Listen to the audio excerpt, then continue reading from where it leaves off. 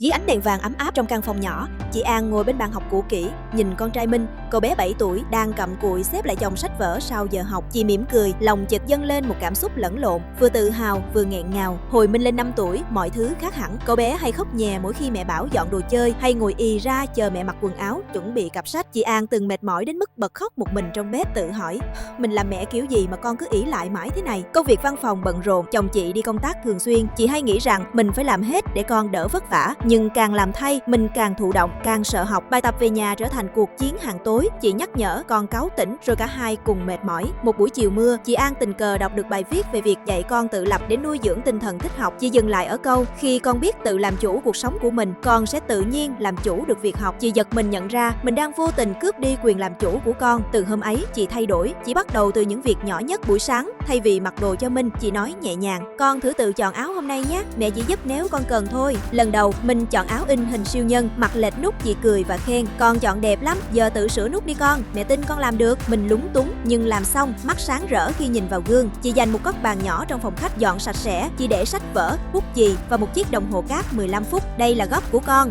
muốn học gì trước thì chọn nha. Không tivi, không điện thoại quanh đó. Ban đầu, Minh chỉ ngồi được 5 phút, nhưng chị không ép, chỉ nhẹ nhàng, hết giờ cát rồi, mình chơi tiếp mai nha. Dần dần, Minh tự giác ngồi lâu hơn, chị giao việc nhà, tưới cây cho chậu xương rồng bé xíu, gấp quần áo nhỏ, tự dọn đồ chơi sau khi chơi. Mỗi lần xong, chị không khen, con giỏi quá, mà nói, mẹ thấy con cố gắng lắm, mẹ tự hào về nỗ lực của con. Minh bắt đầu cười nhiều hơn, tự tin hơn. Có hôm, Minh làm bài toán sai, cậu bé ném bút mắt đỏ hoe, con dốt quá. Chị Lan không la, chỉ ôm con vào lòng, mẹ hiểu con đang buồn, sai là bình thường, mình thử lại nha, mẹ ngồi bên con. Hai mẹ con cùng ngồi, chia nhỏ bài toán thành từng bước. Khi Minh giải được, cậu reo lên, chạy vòng quanh phòng, con làm được rồi mẹ ơi. Khoảnh khắc ấy, chị An biết con không chỉ học toán mà đang học cách không sợ thất bại. Mỗi tối trước khi ngủ, chị đọc sách cùng Minh 10 phút. Ban đầu chị đọc to, Minh nghe, rồi Minh đòi tự chọn sách, từ truyện tranh siêu anh hùng đến sách khoa học đơn giản. Chị mua thêm một giá sách nhỏ để trong tầm tay cậu. Minh bắt đầu tự cầm sách đọc khi chờ mẹ nấu cơm. Thời gian trôi qua, Minh thay đổi, cậu bé tự giác chuẩn bị bàn học, tự đặt mục tiêu. Hôm nay con làm 2 trang toán thôi mẹ nhé. Chị không còn phải nhắc nhở liên tục. Mình vẫn nghịch ngợm,